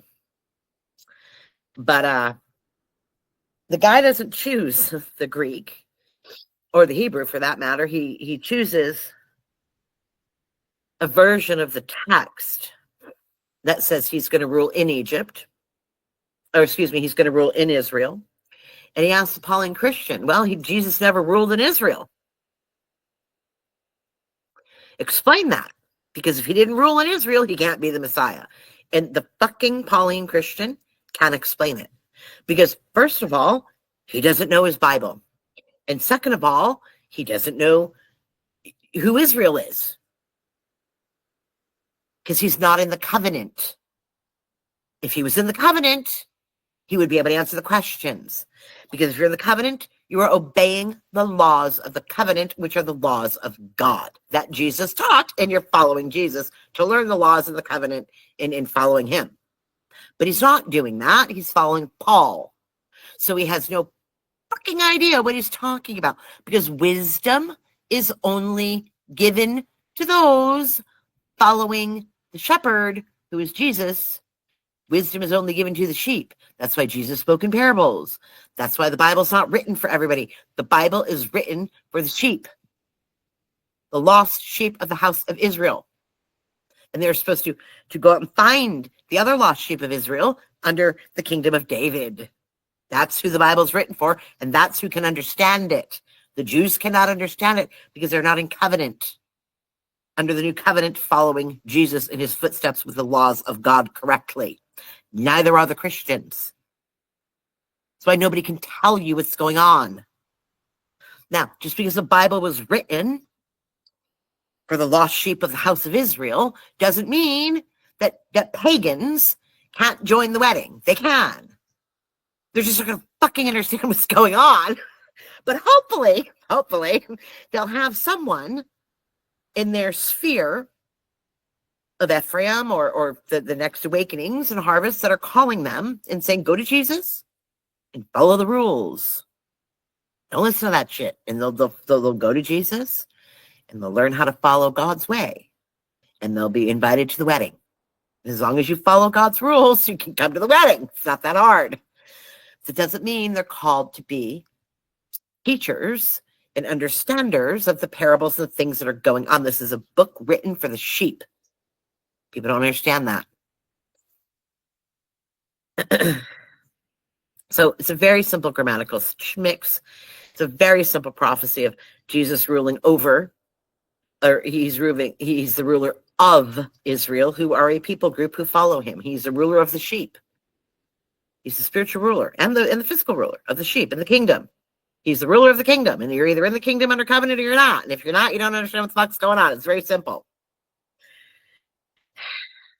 But they chose the wrong grammatical translation, and they're both fumbling around like idiots. And it's embarrassing how poorly the Pauline Christian does with that question. I thought you said Jesus ruled in Israel. Jesus never ruled in Israel, so he can't be the Messiah. Can you explain that to me?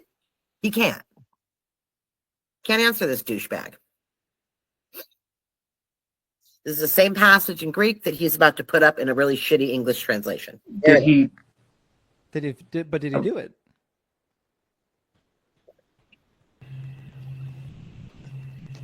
Hello, Pauline Christian. No answer. It's amazing how many answers the Pauline Christian churches don't have. Oh, King David. But this is the same fucking prophecy I just had up there. The Bethlehem of Bethlehem Ephrath. Pull back just a little bit. There it is. But you, O Bethlehem of Ephrathah, there's David, who are little among the clans of Judah. Notice that's not what this says. Who are one of the little clans of Judah. That's not what this says. No, that's a bad translation. He picked the worst possible translation because he's pushing Judah and he's pushing this Israel thing. So this in the Greek says, you Bethlehem Ephrathah, the Ephrathites of David. You are one. You are small. It doesn't say you are one. It says you are small among or surrounded by the clans of Judah. From you, little tiny slice of land from the Abrahamic covenant given to Ephraim on the mountain, surrounded by people of Judah, but not of the tribes of Judah, the bloodline. From you, Ephraim, Ephrathah, Bethlehem, David, you shall come forth one who is to rule over the people of Israel, the sheep. You're going to rule the ruler of Israel, not in Israel. His origins from old from ancient days, there he shall give them up until the time again. Blah, blah, blah, blah, blah, blah.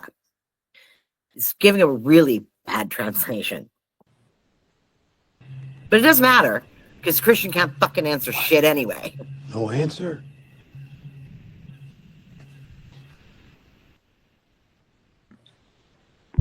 that's the problem with it skipping over this so much is I'm just reading what the book says. Right. Out of you comes one who is to rule. Okay, but you're saying that you have perfect knowledge of how that would come to be fulfilled. And I'm with you. I'm asking you, if it was fulfilled, how did it get fulfilled? I'm not saying that he is physically ruling on earth today. Okay, so Excuse me? I'm spiritually the king over Israel. Prove me wrong. Not fucking cool. You have no fucking idea how not fucking cool that shit is. So the Pauline Christian just said to the atheist enemy motherfucker, well, that doesn't mean Jesus is physically ruling on earth today. Like, there's no kingdom. Jesus is ruling his kingdom in heaven and earth. But you know why the Pauline Christian doesn't know that? Because he's not in the fucking kingdom. That's why he doesn't know it's there. Because he's not in it. Because he's not in the covenant. That's why. So now suddenly, why didn't say Jesus actually rules on earth? That's the Christian answer. I didn't say Jesus rules on earth. Excuse me? And so the guy immediately goes, oh, so he's a spiritual ruler. Well, I'm the spiritual ruler then. Prove me wrong. No fucking idea how not fucking cool that shit is. But I think you're gonna be up to speed here shortly. But what I'm saying is I also, that's why I didn't want to bring that up, is I can't prove that he. Wait. You didn't want to bring it up? Gee, what is the gospel? Pauline Christian? He will tell you.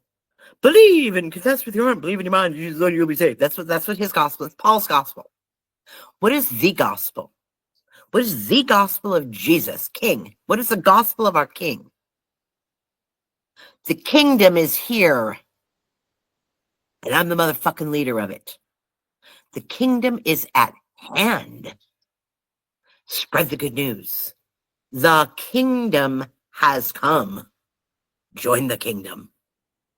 Does that mean Jesus ran around telling everybody to kill themselves and join the kingdom in heaven? The kingdom is here. It's all around you. That's the gospel. There is a kingdom. And I'm the leader of it. And it's here. Right here on earth. You can't see it with your eyes.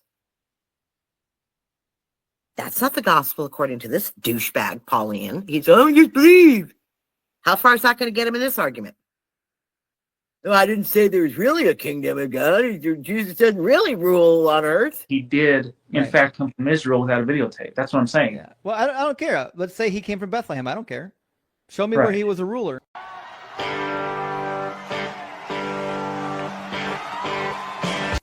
I would imagine this is what it's like holding your baby for the very first time, except for it turns out my baby can kill people by spitting bullets at them.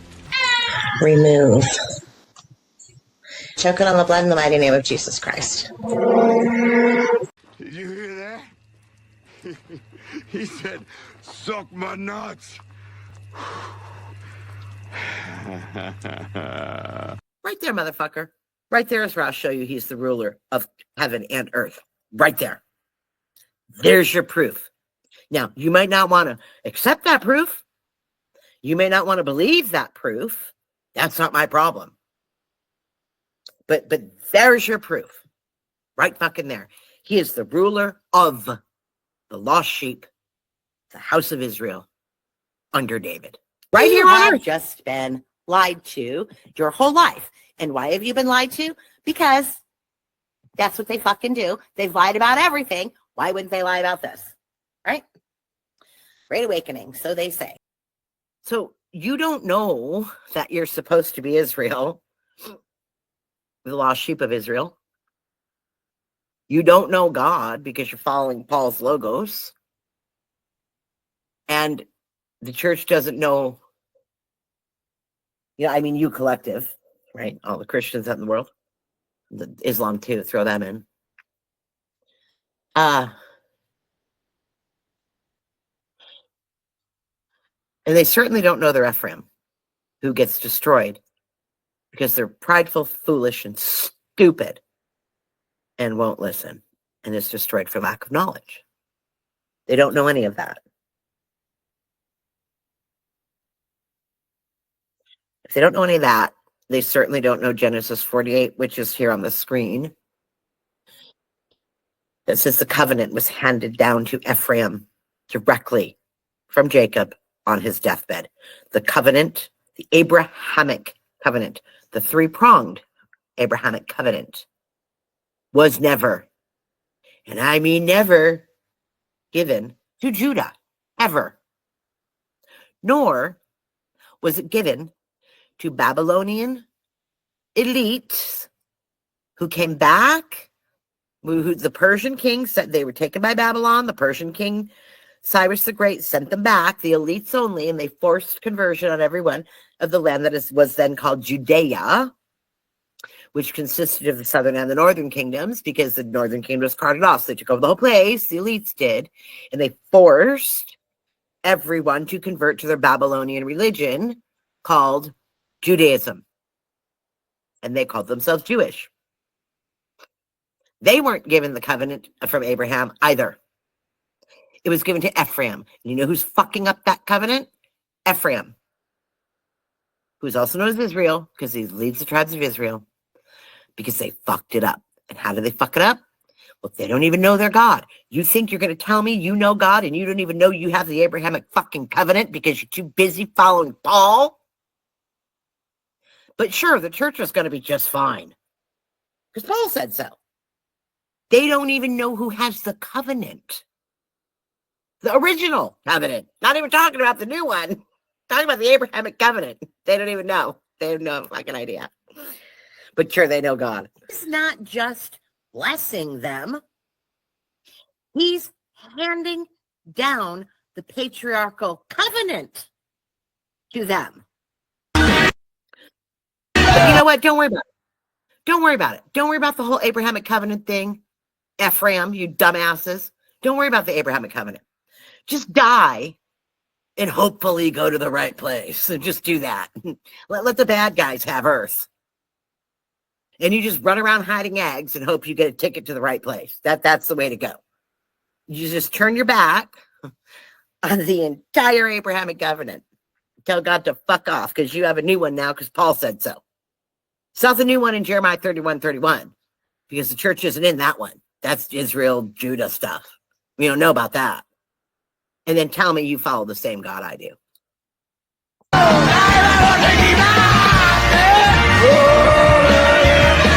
Could you imagine if every Christian knew that they were Ephraim and you're either going to be Israel and figure it out